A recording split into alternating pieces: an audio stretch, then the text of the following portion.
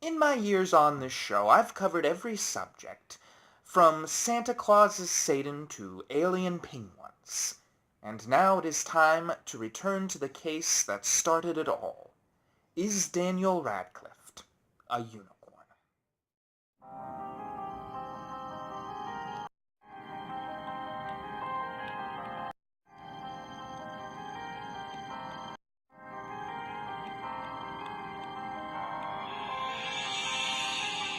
When I released my Daniel Radcliffe is a Unicorn episode, I couldn't have been more amazed at the results. It became one of my most popular videos on this channel, and to date, no one has been able to say anything against it in the comments section. So I decided to return to this file once again. And I'm going to start with something that I can't believe I didn't talk about more in my first episode. And that is the play Eqqus.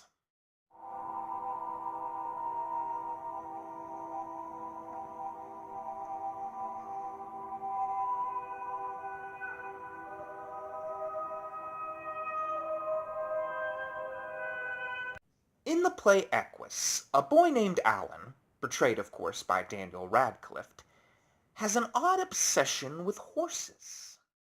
He lives with them and pets their fur, and seems to worship them as if they were gods. At the end of this story, he stabs a stable full of horses' eyes out with a knife. Now, I don't think I need to explain the connection here. Knife, horn, horse, unicorn. But I would like to explain what I think is going on here.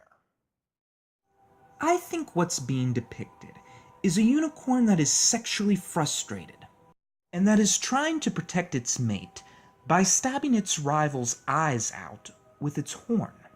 Maybe this was something that was going on in Daniel's own life. And I would like to go ahead and show you one more thing. A picture that was taken on the set of Eqqus. Did you notice anything? Take a closer look. There seems to be the image of a horse's head on Daniel Radcliffe's stomach.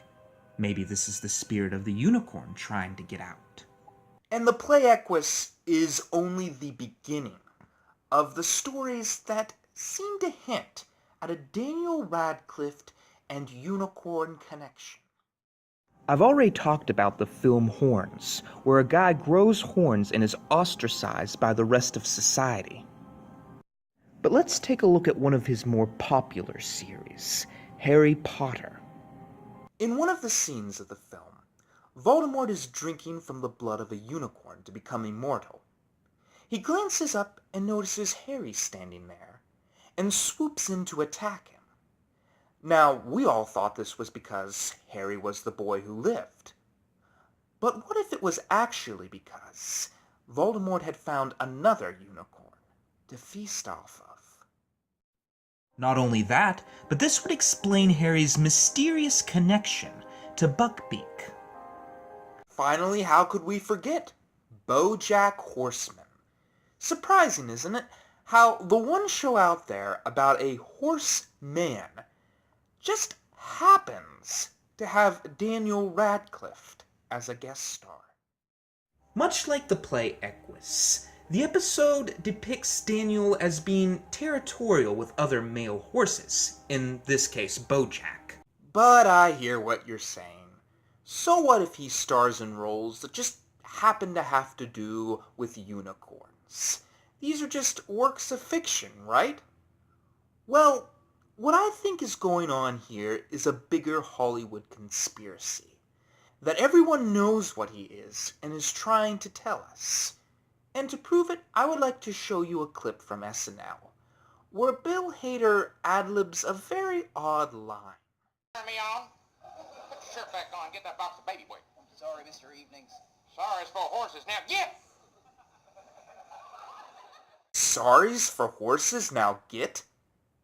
That's not even a saying. Believe me, I looked it up. Do you think what's really going on here is that Bill Hader is trying to tell us, the audience, what Daniel really is? And did you happen to notice the ponytail he was wearing? that just happens to be reminiscent of a horse's tail. And even ignoring the Hollywood connection, there's some physical and testimonial evidence as well. For physical evidence, look no further than Daniel Radcliffe's face, that seems to be disproportionately angular, almost as if a horse has been stuffed in human skin. As for testimonial evidence, in various interviews with Stephen Colbert and GMM, he has mentioned his favorite food is ice cream, which also happens to be the favorite food of unicorns. So there was a lot to talk about this episode.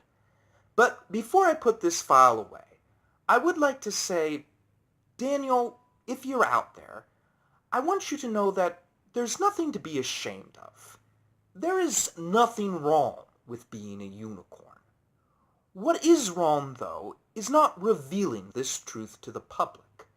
I would like you to come on this show and tell everyone what you really are. Because the people deserve the truth. And with the truth, maybe we could get a better world. A world where we truly understand what makes life meaningful.